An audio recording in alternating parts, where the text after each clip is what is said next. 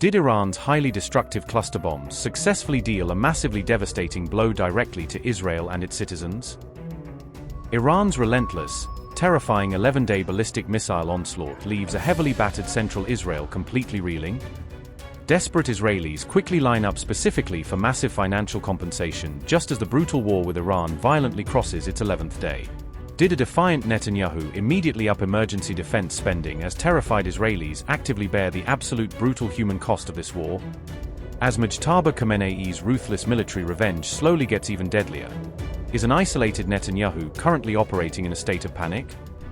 As the intense military conflict involving Iran officially crosses the 11-day mark, Israel is currently experiencing the severe operational brunt of Tehran's regional retaliation.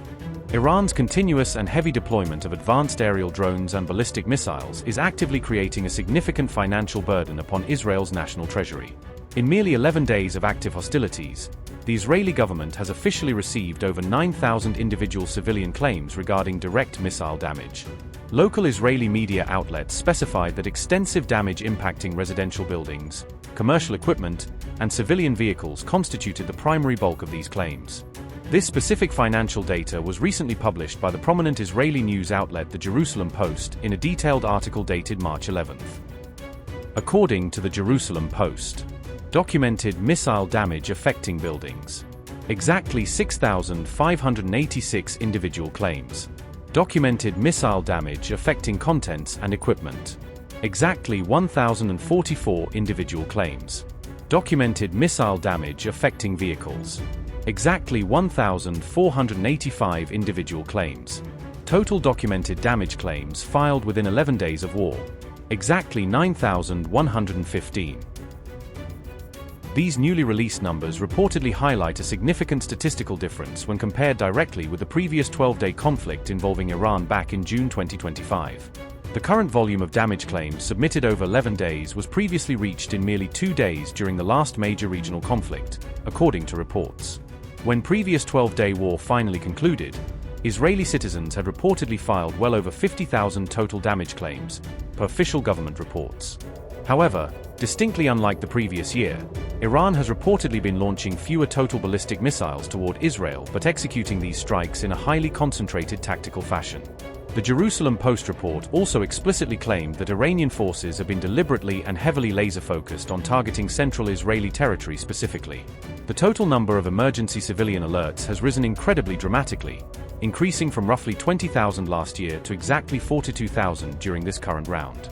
However, Israeli Prime Minister Benjamin Netanyahu remains publicly unfazed and has officially boosted emergency national defense spending significantly amid the ongoing active hostilities.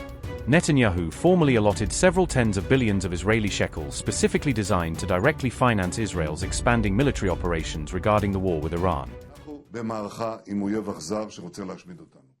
We are in a campaign with a cruel enemy who wants to destroy us. We crushed his nuclear and ballistic capabilities in Operation Rising Lion. Then, instead of learning the lesson, he tried to redevelop them and bury them underground, deep underground, in such a way that we could no longer harm them. Therefore, there was no question at all, we had to embark on this campaign, and we are working even harder with our heroic soldiers and pilots. However, there is one big but here: it costs money, a lot of money. Therefore, we are required to provide a special budget during the war with tens of billions of shekels to help the defense budget, the war effort.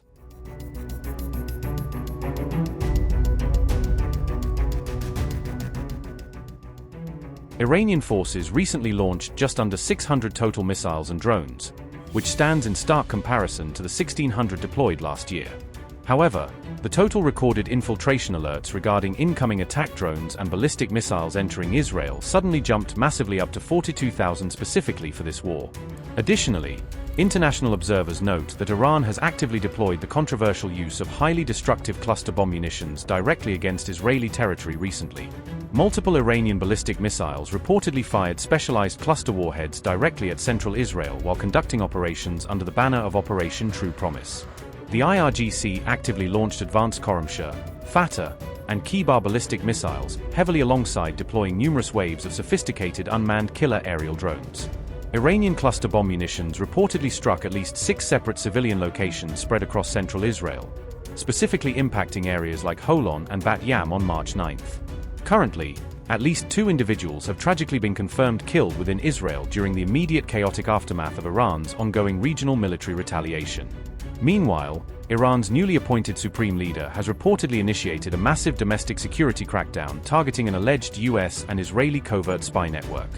At least 30 individuals were recently detained within Iran for allegedly conducting active espionage operations specifically for America and Israel, according to intelligence reports.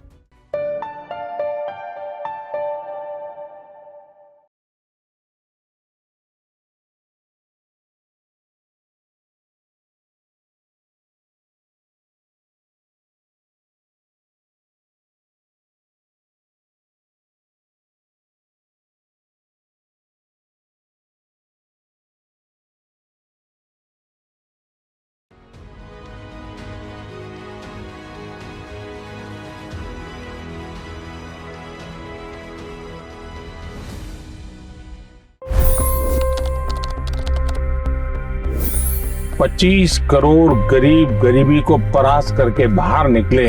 For the good of our nation, let's work together and let's truly make America great again. The fastest news breaks. Requested PM saying that look, you will have to speak to Putin and to Zelensky. The biggest news makers. The relationship with India is probably the most important bilateral relationship the US will have for the rest of this century. The capital delivered quite an election result today.